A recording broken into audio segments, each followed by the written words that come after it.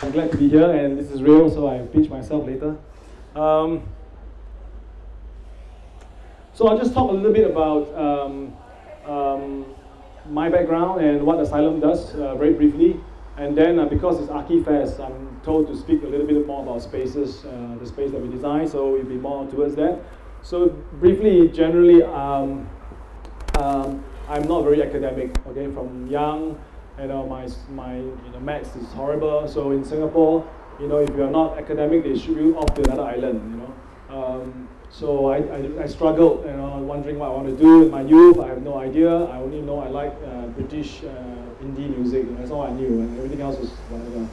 So, and then on top of that, I have this problem. I have an attention span of like 2 seconds. So this talk is perfect.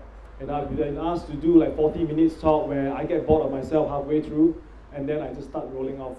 So I tried to be an engineer after that, because young men my age then, you have to be either engineer or accountant or lawyer. So I tried doing that, wasn't very good at it. So and then I was still lost of what to do.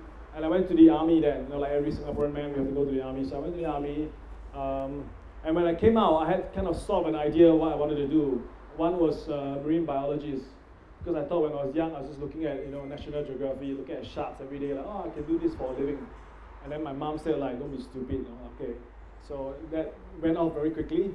And then I thought of working in the hotel industry, but that didn't come through as well. So finally, I thought, well, maybe I could design some of the CD covers that I like so much in the music, not knowing that in Singapore there is no music industry. So I went to design school, and I graduated. There's no music covers to design. And then after that, I graduated. I started working. Being in Singapore, you have to work in all these commercial companies. So I started working in advertising. As you can see, my attention span wasn't very long. So most of the companies were like 1.5 years. And I said, so at the last count, I thought that maybe I should start my own company. And don't ask me how I got the name Asylum, because I forgot. But I thought it was quite clever until we started. People started calling, and is this Asylum or Aslam or? So we thought, okay, we're not that smart after all. So we endured with the name, and today this is the name. But so this is our office, the very beginning at Club Street. There were 4 tables, so that we looked bigger than we were. It was just me, obviously, but I hired another person. But we have 4 tables. I bought 4 Macintosh, so we look like a proper company. And we have a little meeting room in there. And as you can see from very early on, these are the things that were important to me, like design, music, and alcohol. So today it's the same. So in Singapore then, we just started doing corporate work, the brochures, and in Singapore, a lot of the work then was really like communication company, Motorola. And whenever we get opportunity to do interesting work, for example, like this one, you can't really see. It's a business card for a beauty skin clinic. So we kind of played after the before and after ads that you see, pimples, and then you get like smooth skin. And then we were asked to design like CD cover for this is Eunice Olsen. She wanted to do a CD cover for Christmas. So we designed, and she's like, oh, where's our design? So what happens is when you open up, there's a thread and needle kit, so you can sew your own messages. And then with Christmas, it's all about customizing your thoughts. So. And then we started working. I think at that point, after a few years of existence, there were clients who came to us who wanted to do interesting bars and restaurants. So Louvre was because the owner felt that Asians can't pronounce roof. So you might as well call it Louvre, otherwise everybody else will be calling that. And this is at the top of Odeon Towers. So we did a lot of the collateral. So we wanted the name cards to look like little rooftops. And we also designed because it's open air, the menu was like a makeshift shelter. When it rains, you can use it to cover and run away. And then we designed stickers and place them on tables. So when you're drunk, you don't know which is real, which is your real key, and which is your real wallet, just to confuse people even more. And then we had to design umbrellas, which we thought it could be used when the place is on fire, you can jump down from the rooftop. And the website was kind of linked to a weather station network, so that you can tell when not to go when it's raining. And we started designing a lot more projects like White Rabbit, which is at Dempsey. So this is another restaurant that took place in the church, so it's a really fun project. So I'll just quickly run through. So a lot of all these projects we were doing. So from corporate work, we started moving to more F&B and more kind of lifestyle projects. And then another client that came to us, Frolic, which is a frozen yogurt brand. So when the client came to us, they wanted the name Banana Rama. So imagine when I go to a meeting and then the client said, oh, I got this brilliant idea, we want to call it Banana Rama. So I had to take it, I had to breathe very hard, and then I'll go back and when we went back to them, we said that maybe that's not such a good idea after all. And what they wanted was a brand like every other yogurt brand, kind of in health, and a lot of images of fruits. But we realized that if you look around the world, all the brands are the same. So this is international brands that we took, like Froyo and Yoguru and Red Mango. And then we even looked at all the different shops.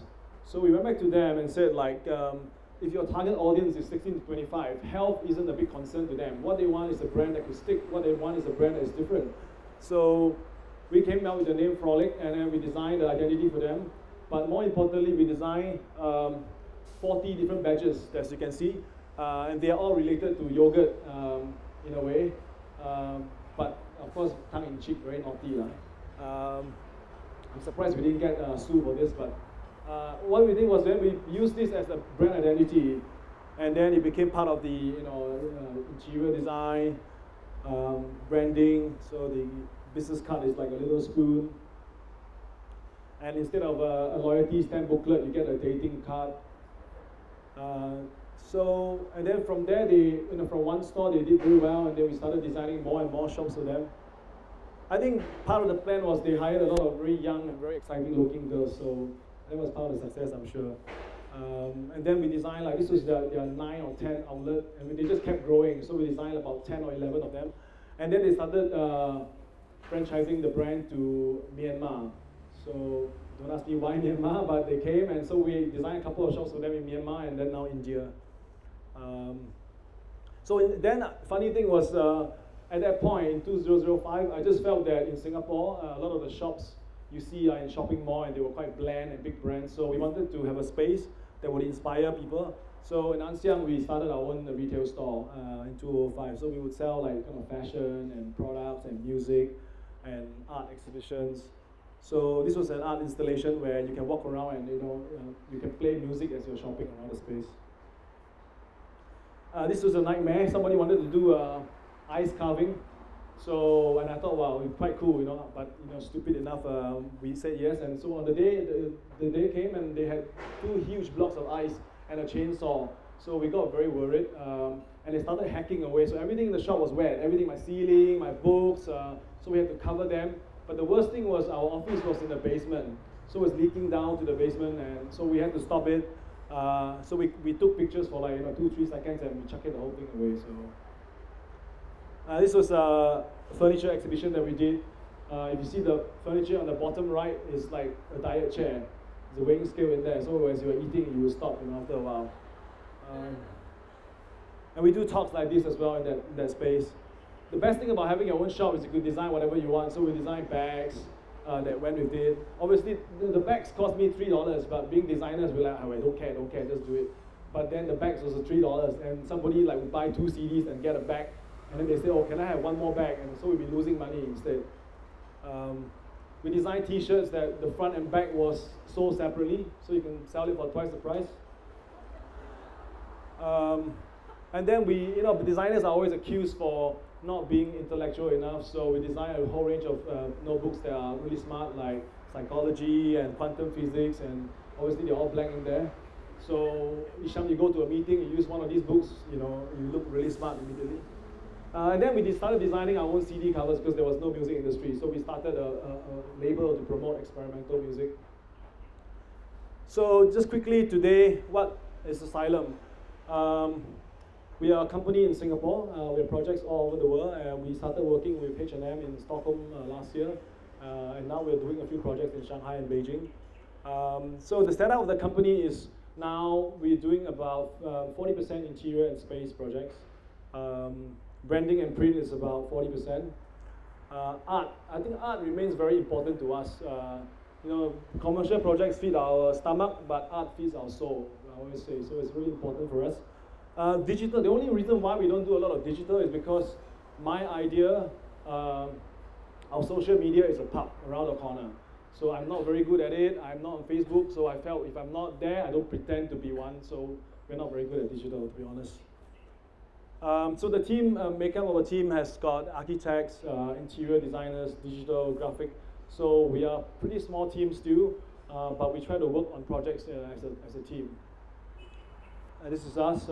This picture is quite old. I think, I'm on the bottom left, but I've grown a bit older now. So today, I think I just want to show you 4 or 5 projects on spaces since it's ArchiFest. And why did we go into doing designing interiors from graphic design? Because I always felt that in graphic design, you are always doing a branding. You are doing storytelling. When you design a brochure, you're actually telling a story. So, and we felt that in spaces, a lot of design is really just about materials, about feeling, but there wasn't a lot of narrative in spaces. And it's something that we were really interested in. So for example, some of the projects I'll show you, this was a wine shop that came to me. And I'm a big wine fan, so when they asked us to design a wine shop, I thought the 2 big problems about the wine retail, if you go out there and see, one of it is that all the wines are always exposed to air, right? I mean, they're in shelves. So, if you're a wine drinker, any wine that's exposed to this kind of temperature for 2 months, it goes, pretty horrible. So that was one of the problems. The second problem was that if you look at wine shops, all the wines, the cheap wines are all in the shop, but the best wines are always back in the little closet, which is like little treasure, and he will show you all his best wines. But if you look at retail, the principles of retail, the best products are always on the window, right? I mean, if you look at Louis Vuitton, Hermes, the best products are always on the window. So we thought we should do that, and this is the store that we designed in the end. So all the wines are in this walk-in cellar, and the walk-in cellar is the window display.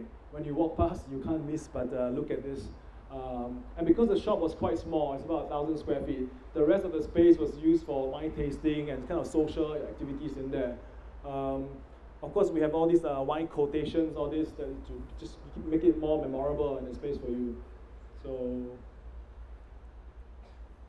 and this is the walk-in cellar. And as part of our fee, on top of getting what we do, I was given a case of really good Burgundy wine, so I'm really happy. And then this client, we all know, Times Bookstore, when they came to us, we were a bit concerned because they're a very conservative bookstore, and you can see all around Singapore they are there. So they brought us to Jakarta because they wanted to open the first flagship store in Jakarta. And when me and my designer went on a plane, we reached the airport, and there was a guy with my name on the sign, but it was not after you pass the customs, it was right outside the plane. So we were like, wow, okay, this is something. So he brought us, me and my designer brought us down to a chopper. There was a helicopter there, and the chopper brought us to the building. So because Times was partnering with Lippo Group, the biggest developer in Indonesia, so I took out my laptop, I changed my quotation to put another 0 behind, just to make sure we have the, it's a good client, So at the end of it, this was the project that we did. And the idea for us was, how can a bookstore be a bit more inspiring? If you look at bookstores around the world, you remove the books, they are just shelves, nothing. But how do you make this space a bit more inspiring? So the idea we had was to make it into like a garden of discovery. So in that space, there is it's a bit like a maze. You can take your books and go somewhere and sit down and relax. And there's also an indoor garden in there. So this is what it is. So you can take a magazine and you can sit there and relax, because a bookstore shouldn't be like a library. It should be a bit more lively than that, we felt. And then we designed a cafe on the 2nd floor. Yep. So this is how it looks like. I think at the end of it, this is what they took. I said, this is very good. Can we use this for all our Singapore stores? So if in Singapore, you just see the graphic panel. I think it's a lot cheaper, I guess. Okay, this project was an ad agency, which I used to work in. So they came to me and said, why don't you design our Shanghai office? And I thought about it. I said, well, if we'll design, if we can do something that I felt was just not a typical office. And also, if you know ad agencies, they try to flaunt their creativity. So they want to be like a playground or something like that. But we didn't want it to be kind of fun for the sake of having fun. So, and I've been to Shanghai for the last 10 years.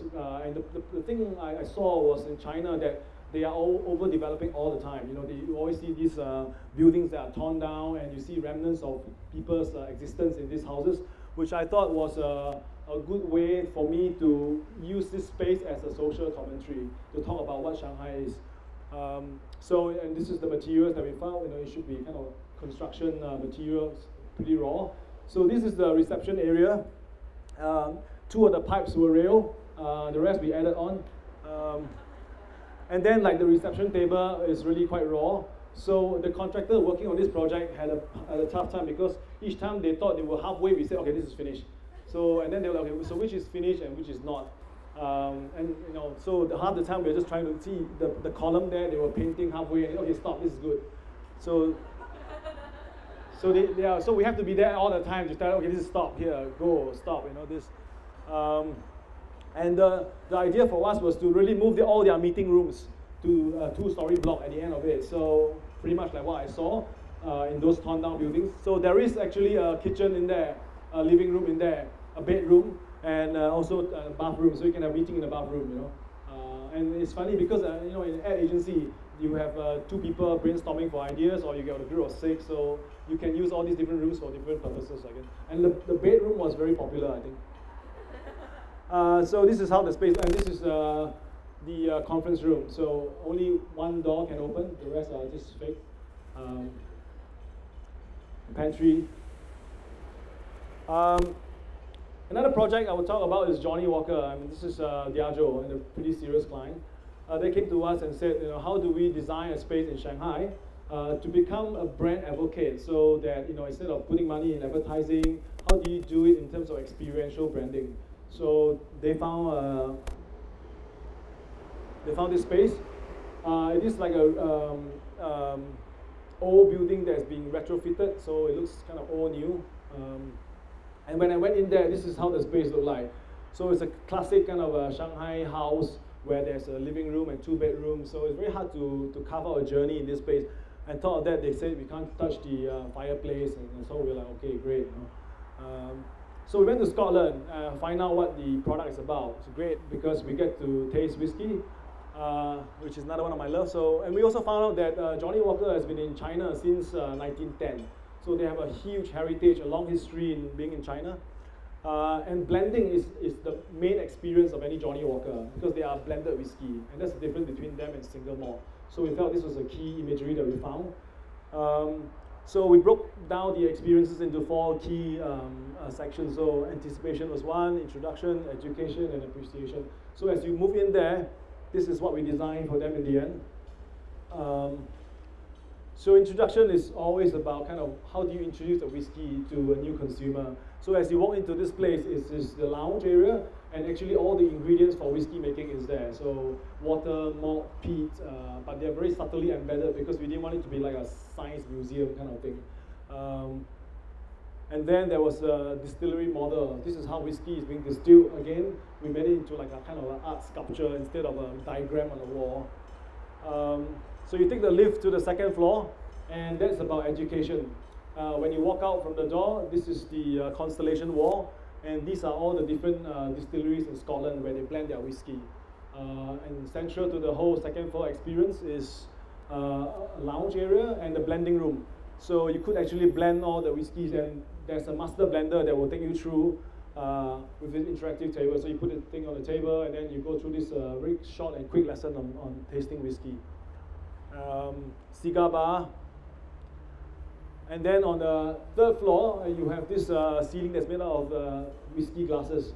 So we insisted on making this. So it was quite a tough project, but yeah. And then if you look at the Johnny Walker label, it's all embedded onto the floor, the 24 angle degree, decanter lights. So the ads that you saw earlier, we made them into like wallpaper and lamps. So there's a lot of stories to tell in this space. So as you go through that, you get to learn about the brand. And the funny thing is in China, because like the most expensive whiskey was Blue Label, which is about $200 a bottle. You buy in duty-free shop. It was a bit too cheap for China. So they felt that we needed to up the ante. So we started the 1910 blend, which was about 2,000 Sing a bottle. And that flew off the shelf. So, and then they said, okay, why don't we change a new glass and new bottle? So we had this John Walker, which is 20,000 pounds a bottle. And they sell that in that space. So if you're interested, I can hook you up. This is how you customize. So this is a new project that we're doing for them in Beijing. So I just came back from Beijing 2 days ago. And this is we took a space that is 3 times bigger than Shanghai. And this is the development right now. Yeah. Last 2 projects, Hublot came to us to do a pop-up store during F1 period. And this is in Paragon.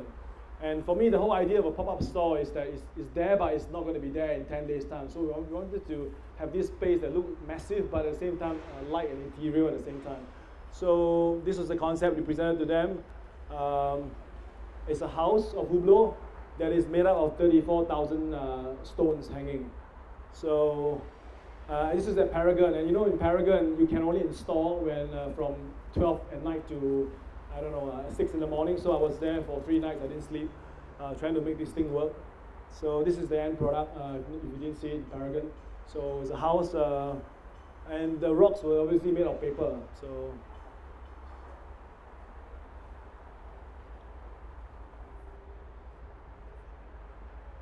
okay, the last project I will show you is a Japanese restaurant that we designed and a bar.